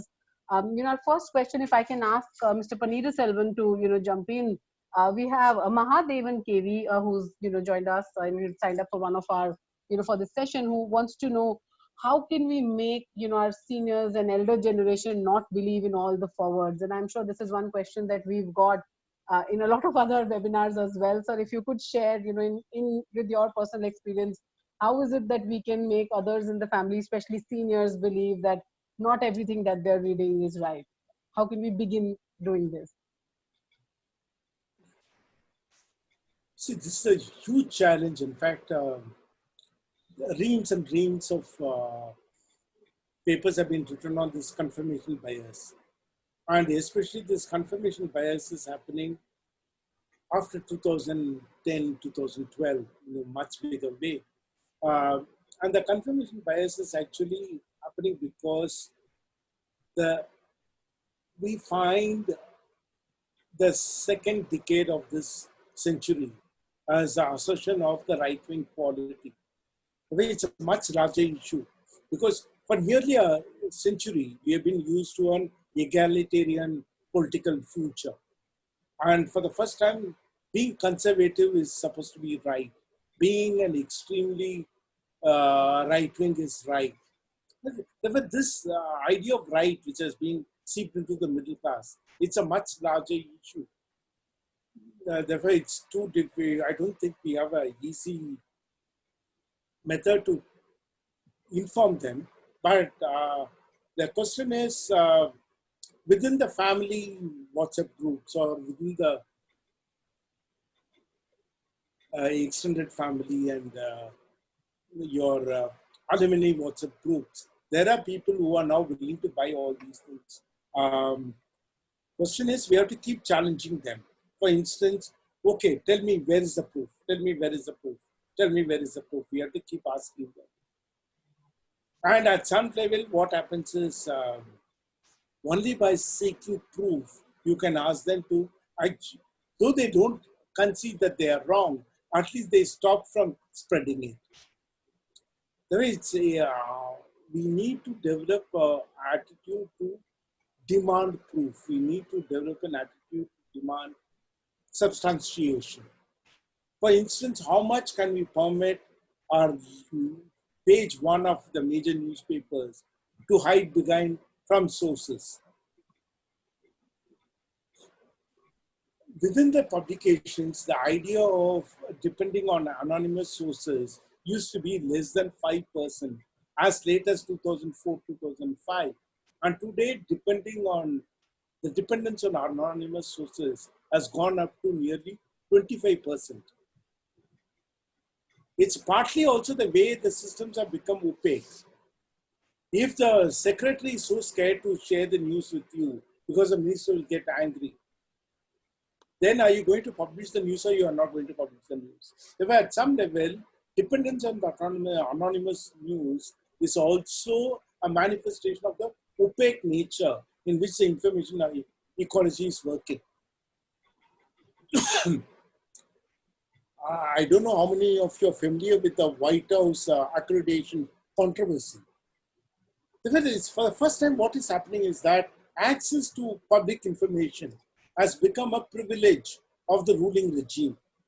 If the access to the public information is going to be a privilege handed over by the ruling regimes, then it is much more important for everybody to understand how the news travels, how the news originates, and what are the things we can do with it. It's a sort of an interlocking public, and we have to understand that it's an interlocking public. And especially if the seniors are going to come up with ridiculous positions like, oh, this virus was produced in a Chinese lab.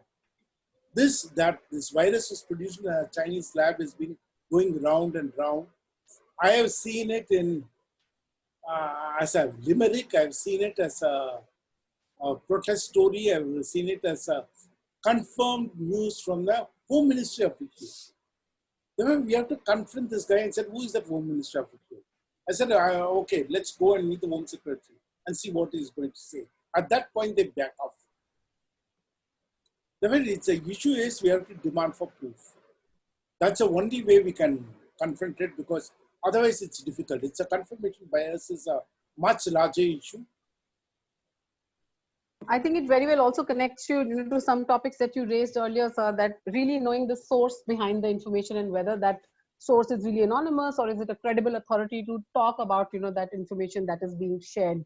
So very, good insights there. If I may jump to quickly the next question for you, Vardarajan. We've been getting some questions in the sign up in applications and also now in the chat on videos essentially. So, if I may ask you to really break it down into very simple, steps for our audience, if they receive a video which has, some context along, and if, whether it looks, a little suspicious or not, what is the first 1, 2, or 3 steps that they should take to verify? Okay, sure. இப்போ question என்ன சுர்பி என்ன question கேட்டிருக்காங்கன்னா, ஒரு வீடியோவோ ஒரு இமேஜோ உங்களுக்கு வாட்ஸ்அப்போ social மீடியால வருது, அது தப்பா இல்லை சரியானு கண்டுபிடிக்க நீங்க என்ன பண்ணுவீங்க? சிம்பிள் விஷயம். ஒன்னு கூகுள் ரிவர்ஸ் இமேஜ் சர்ச் ஒன்று இருக்கு. அது சர்ச் பண்ணீங்கன்னா கூகுள்ல உங்களுக்கு ஒரு இது கிடைக்கும், ஒரு குரோம் எக்ஸ்டென்ஷன் கிடைக்கும். அதை இன்ஸ்டால் பண்ணினீங்கன்னா எவ்ரி டைம் உங்களுக்கு ஒரு தப்பான இமேஜ் தெரிப்பட்டுன்னா அது எந்த இடத்துலயும் வந்தது, அதோட முதல் ஒரிஜின் எங்க, ஹிஸ்டரியில ரிப்பீட் ஆயிருக்கா அப்படிங்கறது வந்துடும். அதை கண்டுபிடிச்சிட்டீங்கன்னா உங்களுக்கு ஒரு கான்டெக்ட் புரிஞ்சிடும். கான்டெக்ட் புரிஞ்சா இந்த கொரோனா சமயத்தோட தான் இல்ல 3 வருஷம் முன்னாடியோட தான் எல்லாம் தெரிஞ்சிடும். அந்த இமேஜ் எங்கெல்லாம் யூஸ் ஆகிருக்குன்னு புரிஞ்சிடும். அதனால அது ஈஸியா நீங்க கண்டுபிடிச்சிடலாம். இதே வீடியோ என்ன பண்றது? வீடியோக்காக இன்னொரு குரோம் எக்ஸ்டென்ஷன் இருக்கு. அது பேர் இன்விட்னு சர்ச் பண்ணீங்கன்னா INVID, அது chrome extension, Google chrome extension. அதே நீங்க சர்ச் பண்ணினீங்கன்னா அது உங்க ப்ரௌசர்ல இன்ஸ்டால் ஆகிடும். அந்த ப்ரௌசர்ல இன்ஸ்டால் ஆன உடனே எவ்ரி டைம் உங்களுக்கு ஒரு வீடியோ வந்ததுன்னா அந்த யூஆர்எல்ல நீங்க அப்லோட் பண்ணி அந்த யூஆர்எல் அப்லோட் பண்ணிட்டீங்கன்னா அது உங்க அந்த வீடியோவை இமேஜா பிரிச்சு தனியா கொடுத்துரும். அந்த எவ்ரி இமேஜ்ல இருக்கிறதுலே முக்கியமான இமேஜை பிடிச்சு நீங்க திருப்பி ரிவர்ஸ் இமேஜ் சர்ச் பண்ணினீங்கன்னா அது உங்களுக்கு கரெக்டான கான்டெக்ட் எங்க யூஸ் பண்ணிக்காம கொடுத்துரும். அது இந்த காலத்தோடு தான் இல்ல முன்னாடி காலத்தோடு தான் தெரியும். ஸோ ரெண்டு விஷயம், ஒன்னு Google reverse image search and இன்னொன்னு இன்வெட். நீங்க இன்னொன்று ரெவாய்ன்னு இன்னொன்று இருக்கு. RevEye reverse REVEYE RevEye reverse image search plugin நீங்க குரோம் எக்ஸ்டென்ஷனை போட்டீங்கன்னா உங்களுக்கு ஒண்ணு இல்லை கூகுள் மாத்திரம் இல்லை மற்ற நிறைய இமேஜ் சர்ச் இன்ஜின்ஸோட ரிசல்ட்டும் தெரியும். இதனால என்னன்னா உங்களோட problem of solving fake news will get easier. உங்களுக்கு அது ரொம்ப ஈஸி ஆகிடும். Thank you. Next. Thank you so much, Vardarajan, for sharing some quick tips there. If I may quickly move to the next question for Mr. Paneer Selvan, and the next question coming to us from Gautam, who wants to know how to verify something that someone has shared by word of mouth, coming to local regions and areas, especially at a time like this. I think what he means to say, if you've heard something from someone about the stats around coronavirus, or somebody is infected in the region, how can one check and where can one check that from? See, the question is dependability. And that's the reason the idea of journalists visiting offices and other things becomes really important. Part of journalism is that if you're a good reporter, you also bear witness. Therefore, at some sense, you are presenting it as a first-person account because you're bearing witness to that development. Unfortunately, what happens is that when there is a moral outrage over something, we can actually come up with a wrong story out of a good intention. In Hindu, we had this major problem. We carried the stories after the collapse of the foot-over bridge and the local railway station in Bombay. We carried a story which said that during the stampede, there was an attempt to molest a girl who was dying. And this was actually a 7-second video clip which the correspondent received on a WhatsApp. And this WhatsApp clip had a moral outrage and everybody jumped into it and the story was carried. And later, when the railways released a full clip, it was somebody's attempt to actually save that person. There was nothing inappropriate in that picture. Therefore, one of the issues what you have to keep in mind is, if you're going to get a very, very short clip, try to see whether there is a beginning and the end to that clip. Don't look at a doctored few seconds issues, because this sharply cut WhatsApp forwards are really problematic. We don't encourage too much of this citizen journalism because we feel that it's our duty to have one of a person to go and revisit the place, confirm it before we putting it out. We have a big system of harvesting whatever is coming through our social media feed, but that all the things what we get through the social media feed gets reconfirmed by our own correspondent. But that is, I think, this bearing witness, which is a crucial element of journalism, you have to keep in mind, because that is the only thing which is going to keep this information space safe for everybody. Thank you so much, Mr. Paneer Selvam. The next question coming to us from Vidya, who's joined us in this session, and she, says that, of course, sometimes there are ideological motives behind someone sharing, fake messages, but other ones like, cures really around coronavirus or mosquitoes spreading coronavirus. She's wondering if we all really need to understand what are the motives behind, these fake messages, and why do these messages come to us in this quantity. Vardarajan, would you want to jump in, from your work around verification, about the why people really share such messages, despite being well-meaning, and sometimes how they can be harmful. Sure. Question என்னன்னா, இப்போ நிறைய messages வருது. இப்போ மஸ்கிட்டோஸால கொசு கடிச்சா வரும்னு வருது, இல்ல சில ரெசிபி சாப்பிட்டா ஒழுங்கா இருப்பீங்கன்னு வருது. இதெல்லாம் என்ன மோட்டிவ்ஸ்? இதுக்கு பின்னாடி ஏன் இப்படி பேசுறாங்க? இந்த மாதிரி ஏன் நியூஸ் பரவுது? வித்யா, உங்களுக்கு நான் ஒரே ஒரு விஷயம் சொன்னீங்கன்னா, நீங்க ஒரு குரூப் ஃப்ரெண்ட்ஸ்ல பேசிட்டு இருக்கீங்க. அப்போ ஒருத்தர் ஒரு விஷயம் சொல்றாரு, அது உங்களுக்கு சரியோ தவறோ பட்டது, அது சரின்னு பட்ட உடனே நீங்க மற்றவங்களுக்கு அதை பரவுறீங்க. இது நீங்க தெரியாம, ரொம்பவே தெரியாம ஃபேக் நியூஸ் ஸ்ப்ரெட் பண்றீங்க. அதனால மோட்டிவ் என்னன்னா, இந்த மாதிரி எல்லாருமே பயந்துருக்கிற காலத்துல சும்மா இன்னும் கலக்கி பார்க்கலாம் அப்படின்ட்டு சில பேர். இன்னொருத்தர் நிஜமாவே நம்பி, அந்த மாதிரி ஒரு நியூஸ் நிஜமாவே நம்பி, இந்த பூண்டு சாப்பிட்டா, ஒரு கருவேப்பிலை சாப்பிட்டா, ஒரு கொத்தமல்லி சாப்பிட்டா, அதோட குடிச்சிங்கன்னா, அதோட கஷாயம் பண்ணி குடிச்சிங்கன்னா அதனால வரும்னு நிறைய பேர் ஆக்சுவலா நம்புறாங்க. அவங்க இது பாட்டி வைத்தியம்னு சொல்லுவோம். இன்னொரு கொஸ்டின் கூட நான் பார்த்தேன், இந்த மாதிரி இம்யூனிட்டிக்காக ரெசிபிஸ் என்ன பண்றதுன்னு.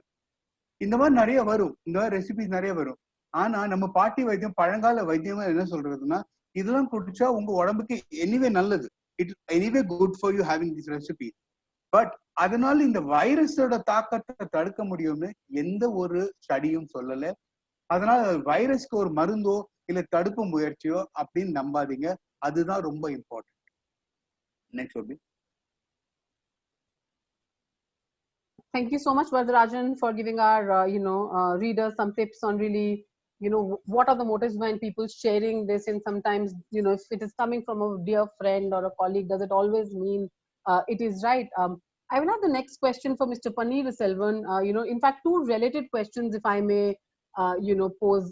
So one is, our readers want to know, is it possible that sometimes what they're seeing on mainstream media is also not correct, and sometimes incomplete or twisted headlines, it seems, can mislead readers? That's in a trend they say that they're seeing. If you may want to comment on that, sir, please. See, idea of having the internal news ombudsman in major newspapers is an acknowledgement of the fact that we can go wrong. Very fact that we can go wrong is a reason why we have this correction mechanism. Therefore, I'm not saying that the mainstream media is not capable of making mistakes. They have made all sorts of mistakes. For instance, when in the late 70s, when Indian media decided to go only metric systems, and there was a note from the editor which was stuck all over the newsroom saying that from now on we will stick to metric system. There was a major nuclear accident at a place called 3 Mile Island, and two newspapers went with 4.87 kilometer accident. The 3 Mile nuclear accident went as, but the media is capable of making mistakes out of either literalism or out of various factors. Therefore, I'm not saying that the mainstream media is not free from making mistakes. But the only difference is that if you're making mistakes, if you're having a system for visible mending, then the trust factor comes in. Therefore, for instance, in the case of Hindu, about which I can speak with an amount of authority, is that we have a visible mending mechanism in the form of the reader's editor office. We carry the correction clarification in the edit page. If it is for a story which is appeared in all the editions, and if it is restricted to the city editions, it is always on the city page. Therefore, the place for the correction is specified. And even in the web, where the story has been corrected, there's a disclaimer which clearly says what was the error and how it was rectified. Therefore, this visible mending is the one, because we are not talking about people being infallible. We are all human beings and we are capable of making mistakes. But the moment we make the mistakes, we should be able to correct it, and our correction should be seen by everybody. That is the most important one. In fact, part of our task is with even the Hindu social media handles is that whenever we come out with a correction, we put out in all the platforms. We try to amplify our corrections quickly. But that is the most important one. It's not that the very first attempt of everybody's copy may not be without error. There human errors are possible, typographical errors are possible, or even your source might get it wrong, or sometimes you don't even understand its full gravity. Different errors do happen in putting out news in the public space, but the moment we realize that it's a error, do we have a mechanism to correct it, and do we have a mechanism to reach out to all the people whom the wrong message that's reached earlier? That is the key question. I don't want the amplification of the error and not amplification of the correction. Amplification of the correction should match the amplification of the news itself. That balance between the amplification of the news and the amplification of the correction is the most important one. And that's where I find that some of the broadcast media are problematic, because they do the correction in a most invisible manner. They just pull it out. It's not fair, because people have seen the wrong message. They have not seen your corrected message. Therefore, we need visible corrective mechanism the moment if something is in the public space. Immaterial of the platforms. It can be your, see, I don't make this distinction between whether it is a handheld device or it's a your desktop screen, or whether it's a print, or the platforms can be anything. The device can be anything. But there should be a covenant between somebody who's putting the information in the public space and the person who's consuming that information in the public space. If that covenant has to be respected, then we need a method to amplify the corrections as much as we amplify the information itself.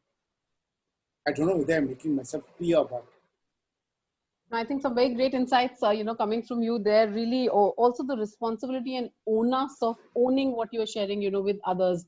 So, just like you said, you have a correction policy. I think increasingly, as a lot of us are not just consumers of information, but we also pass on information to, our friends, our near ones, our dear ones. I think the onus also lies on us to say, take a step back and really be sure of what you are disseminating. So good point coming there, from Mr. Paneer Selvam as well. My next question, to you, Vardarajan, if I may, know there are a couple, participants who want to know at this time of, COVID crisis, what are the good sources of raw data, for the various information needs, really that they have? What are the websites that they can, rely on, or sources that they should go to? If you could quickly run us through that, please. Question என்னன்னா, இந்த மாதிரி காலத்துல, இந்த மாதிரி medical emergency health emergency காலத்துல எந்த வெப்சைட்ஸுக்கு எந்த சோர்ஸுக்கு போனா நம்மளுக்கு கரெக்டான அதிகாரப்பூர்வமான இன்ஃபர்மேஷன் கிடைக்கும்னு நான் பிரசன்டேஷன்லயே சொன்னேங்க. WHO, Indian government, health ministry, இவங்களோட வெப்சைட்ல இருக்கிற இன்ஃபர்மேஷன் தான் அதிகாரப்பூர்வமானது கரெக்டான இன்ஃபர்மேஷன். ஸோ அந்த வெப்சைட்டை பார்க்காம தயவு செய்து அதிகாரப்பூர்வமான வெப்சைட்ஸுக்கு போனீங்கன்னா உங்களுக்கு கரெக்டான இன்ஃபர்மேஷன் கிடைக்கும். எந்த மற்ற வெப்சைட்லயும் நியூஸ் வெப்சைட்ஸ் கூட கரெக்டான இன்ஃபர்மேஷன் கொடுப்பாங்கன்னு எந்த ஒரு நிச்சயமும் கிடையாது. அதனால please go to all the authorised websites. That is your answer for getting the right information. All right, thank you so much, Vardarajan, there for your inputs. We also have one more question come to us from for this session, who wants to know, should mainstream media, especially TV news channels, provide slots for fact check sessions, since senior citizens tend to trust the TV news a little more than online news? I would like, Syed, if you would like to, jump in. I know interviews and data leads both have been working a lot on, fact checking. So, is there a need to have like more sort of, exposure to fact checking on mainstream media channels as well? Quite a good question, to be honest, because essentially what's happening is that majority of audiences are watching TV, whether they're watching it on like different devices, whatever.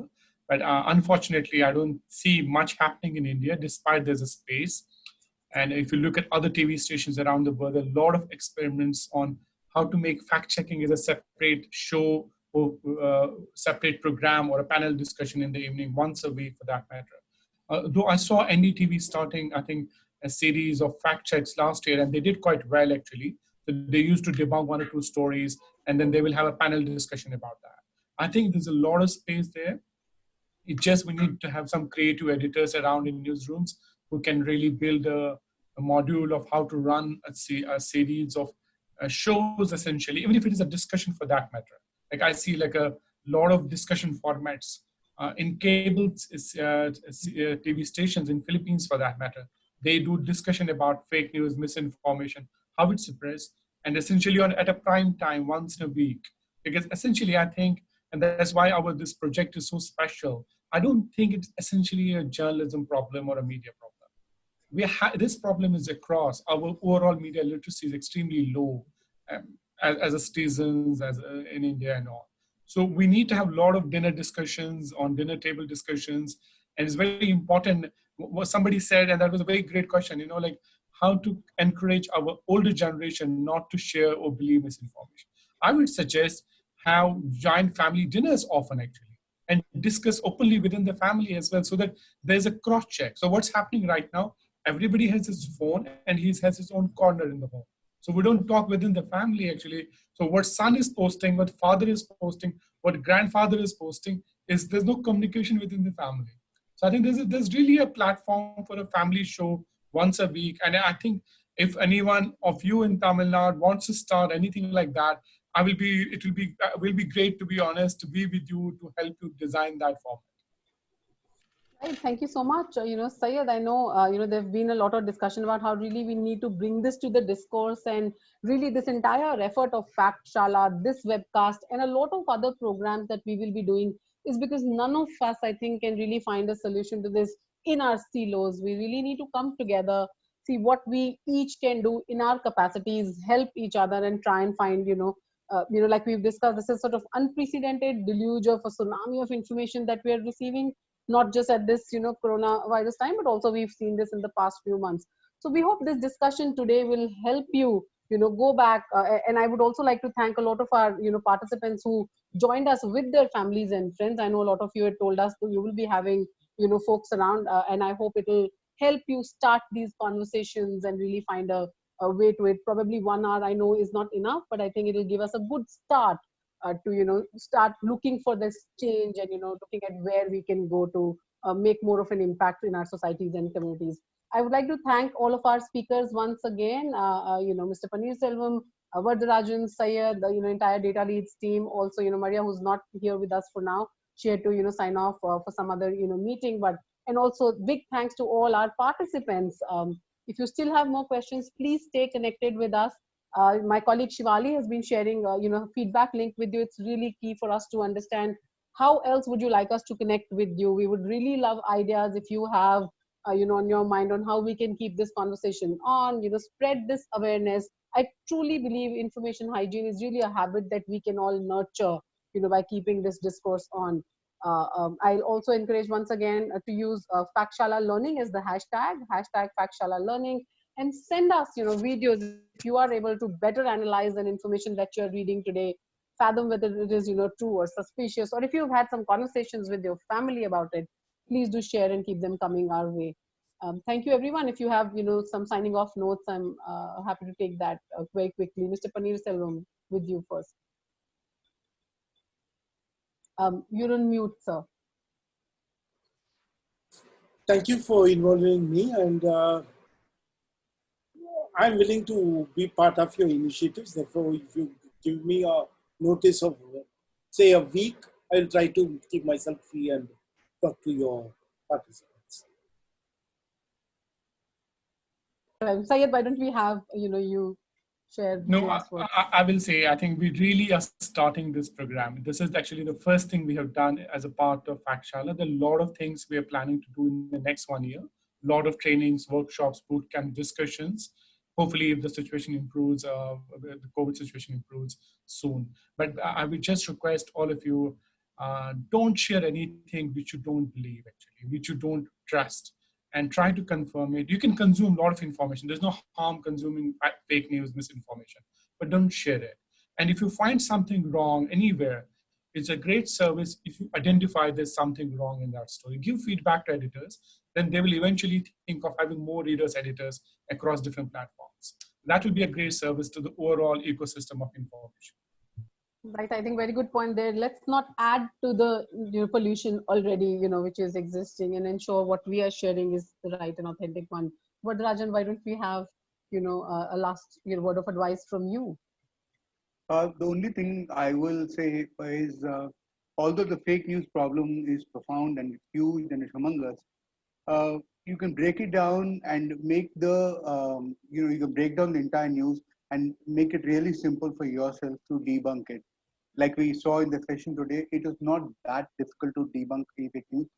What we have to stop is prevent ourselves from doing, to not to be compelled to share anything and everything we see, because that's a human compulsion which lets you spread fake news. Once we conquer that, I think we should be in a better space. Thanks. All right, coming from Varadarajin, let's not let our really intention to be helpful, be actually backfire, and let's not share all that can be harmful, and be a little more cautious of our information ecosystems. Thank you everyone once again. We hope to get in touch with you again as we roll out other programming. Thanks everyone for joining. Have a great day.